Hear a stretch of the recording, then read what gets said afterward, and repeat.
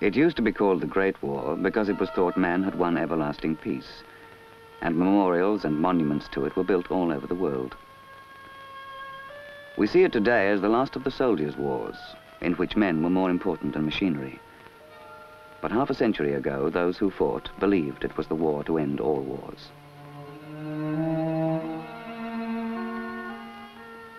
61,000 names are here, the first Australians to die in a European war. Only for them was the peace everlasting.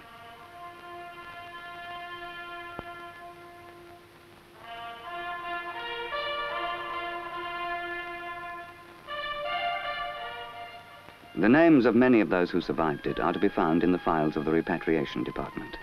The facts are here: name, age, record of service, medical history.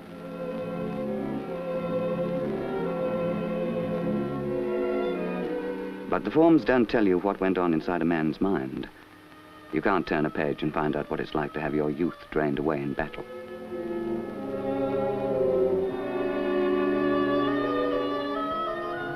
It starts in far-off Sarajevo, when a young student assassinates the Habsburg heir. But within 4 days, it has taken drought and elections from the local headlines. Recruiting calls from past wars are taken out and repolished, and promises are made to stand behind the mother country, to help her and defend her to our last man and our last shilling. By the 2nd of August 1914, Australia has undertaken to supply 20,000 men. Within weeks, cattlemen become cavalry. Horses and men bred for the grasslands of the outback are taught new skills in preparation for service in a very different landscape. It will all be over by Christmas, say the newspapers. They'll never leave Australia's shores. But the training continues, harder than ever. The urgency is not that of crisis. With the last major conflict 100 years in the past, these raw soldiers are able to believe in the glory of war. They talk about the hero's death, in which there is no suffering, only the splendid sacrifice for a noble cause.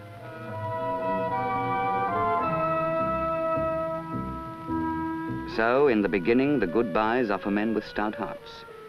It is as well they will need them. For although in 1914 Australia is a young nation, its casualties over the next 4 years will exceed 250,000. Later, they will leave under cover of darkness, and a voyage will be a dangerous exercise. But in the beginning, it's just like an ocean cruise, a grand occasion.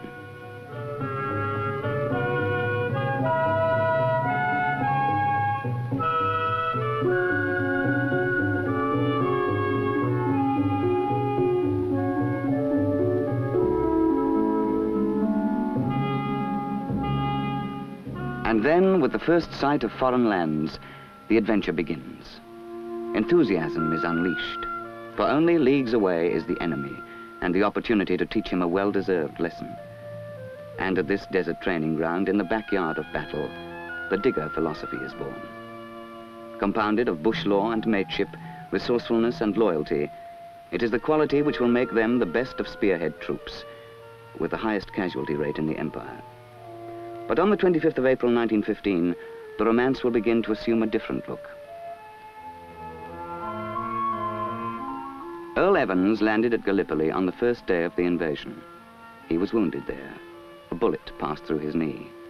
He was one of 24,000.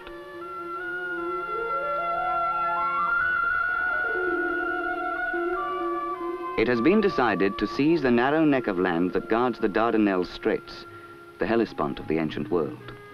The prize is the pathway to the Black Sea and the Russian allies, the opposition a supposedly impotent enemy. The operation has been planned 4 months ahead, but by April the well-informed Turks outnumber the attackers by 2 to 1. Things go wrong from the start. The Turks hold unassailable cliff-top positions. Plans go awry, communications are unreliable. The advance is uneven.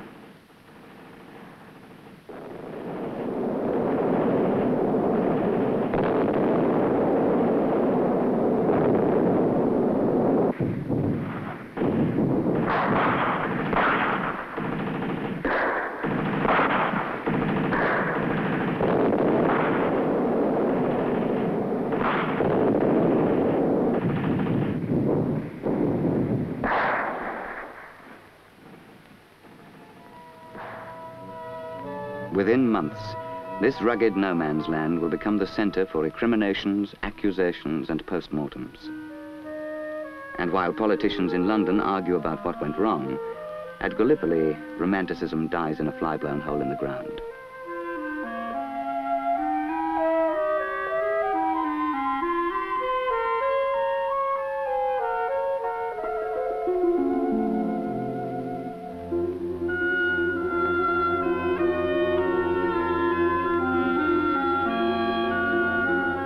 Forever after, those who live through it will know that wars cost blood, pride, and human decency. The reconstruction shows aspects of valor and moments of triumph in a clean war that never was. Memory has sterilized history. Gone is the stench of stale blood and human refuse, and forgotten the other enemy, disease. Many escape Turkish steel, only to fall victim to the ravages of dysentery and typhoid. In December, the High Command admits failure and orders the evacuation of the peninsula. The Commander-in-Chief expects to lose half his force in the withdrawal, but the operation is impeccably carried out. There are only 2 casualties, but the earth they leave behind holds 10,000 of their comrades. Bert Ogden fought in Sinai and Palestine. He was one of the 40,000 horsemen to charge at Beersheba. Their deeds had the ring of high adventure, but the romance was followed by 50 years of disability.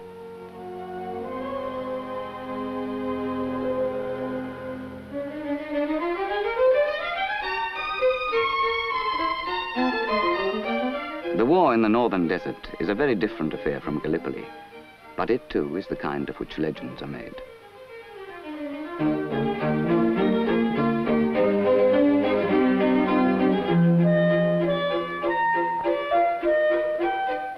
General Harry Chauvel is part of the legend. He understands desert warfare and guides his men through one of Australia's most decisive and conclusive campaigns in the war. The armies that met at Gallipoli face each other again, this time on level ground. The tables are turned, the Turks defeated, but it takes 3 years of hard and bitter fighting.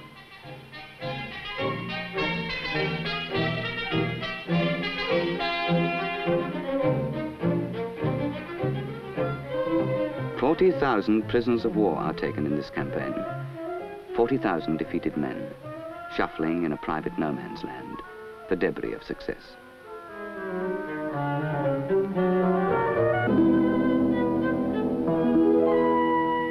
The victors enter Beersheba, and the wounded follow.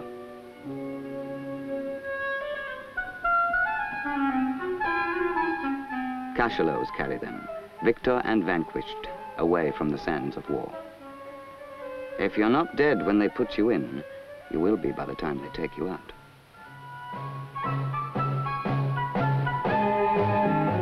The reward of victory in this arid world is water, and when the day is won, the wells flow over. In the quiet after the battle, the medical corps does its best to repair damaged bodies. For the prisoners, there is the added pain of defeat. After the campaign come floods and disease.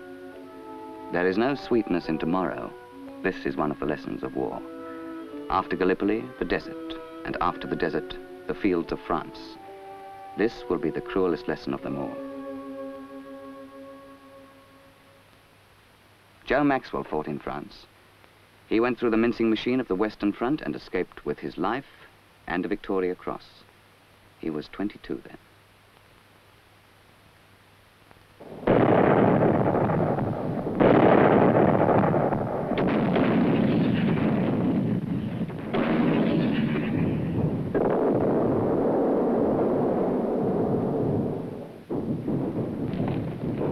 High Command has abandoned strategy. In its place is a new concept. The giants of war will stand and slog it out until one topples.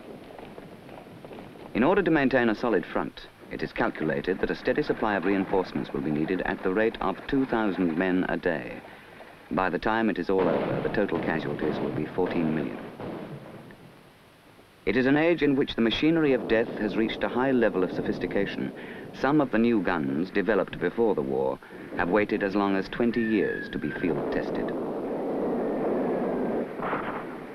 Death is achieved in a dozen different ways. Machine guns, though inefficient, are cheap. And as a result of research, the rate of fire is now high enough to cross-hatch the air and so herd in the target. Once pinned down, shell and shrapnel are found to be more effective at the rate of 2 to 1.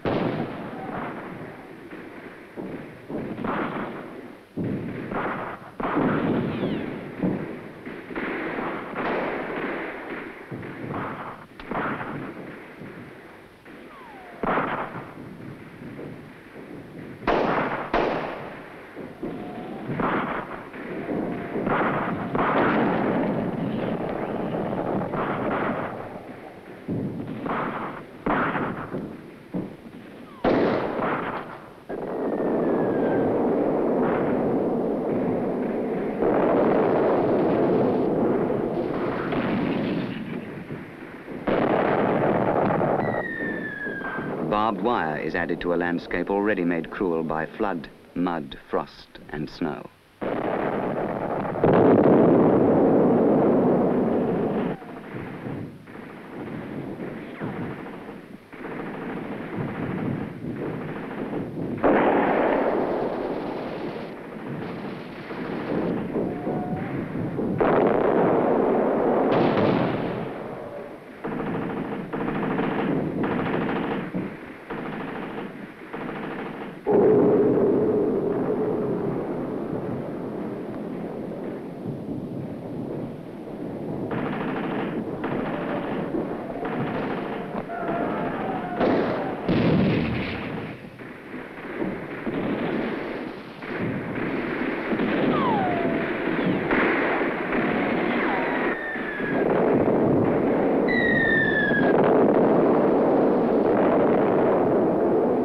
Live men are fed into the mincing machine and it churns out corpses.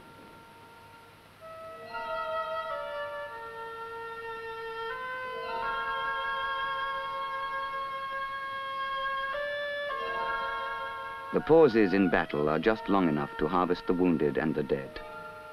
For those who are left, this is the worst time of all. The young men who answered so eagerly the call to arms 2.5 years ago have vanished. They have been changed into veterans who have learned to live with the smell of sweat and latrines and to turn from the constant sight of wounded and half-buried bodies to pick the lice off their shirts. The talk has changed too. Nobody now speaks about the glory of war and the hero's death or teaching the enemy a lesson.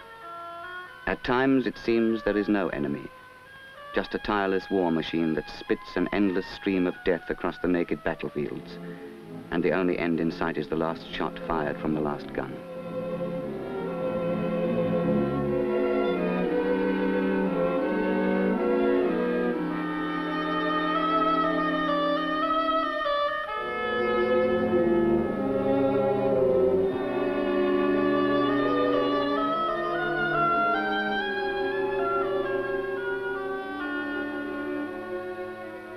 Being wounded is a lottery. The serious cases lie mute, awaiting departure. They're the lucky ones. Even a minor wound, the loss of a hand or an eye, can take you back behind the lines. But the walking wounded only receive medical attention and are sent back. The wastage level must be maintained, 2,000 per day.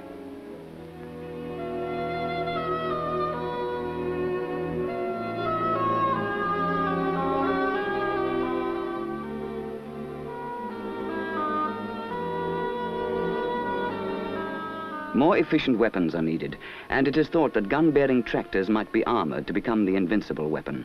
So 31-ton Little Willie is born. Sometimes whole platoons are wiped out in seconds, buried in trenches, trodden to death. But the newest weapon is the most sophisticated of all, gas. It leaves the ground virtually intact, yet poisons entire areas, and if the weather is favorable, affects the reserves almost as much as the front line. Masks are some protection, but mustard gas, which can be sent over in ordinary shells, works by contact with the skin, and it eats through clothing to get to it.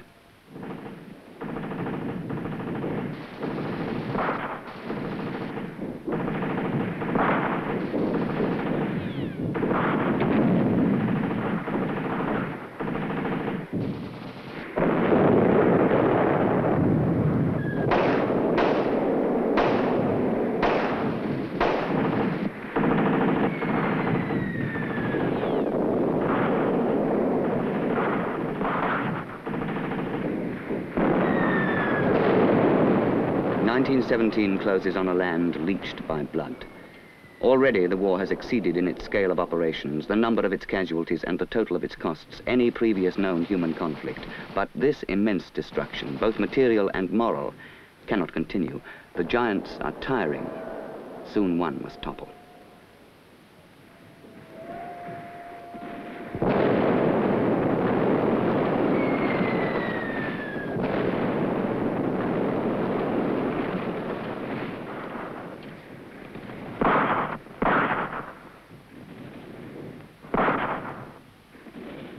At 6:50 a.m. on the 11th of November, 1918, the message goes out. Hostilities will cease at 1100 hours today. Troops will stand fast on the line reached at that hour.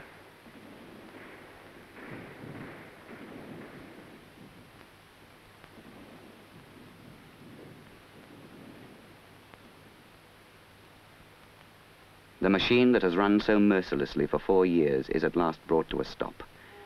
Now begins the task of rebuilding, mending, repairing. The scarred buildings can be rebuilt. The war-torn fields can be sown again. But the men, they can never be made the same.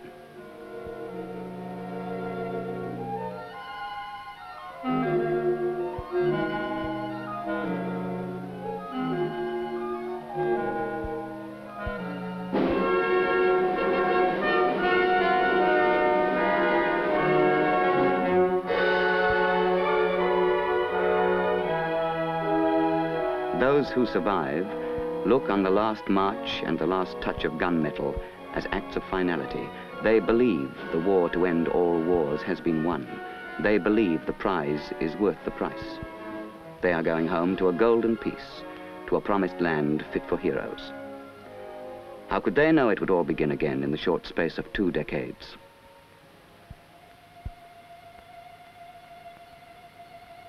The names of many of those who survived it are to be found in the files of the Repatriation Department.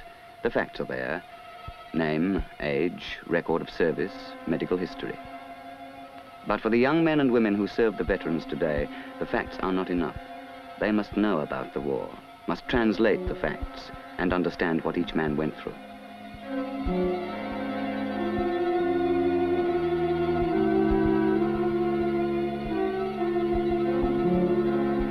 They have lived through 2 wars and a depression. They are the remnants of an army which time and history have reduced to a mere handful. The war they fought involved the peoples of every continent, caused great empires to collapse, and was more terrible than anything then known to man. They are old now, and an old man recalls the good times and veils the suffering with sentiment. Let them forget, as long as others will remember their deeds for them.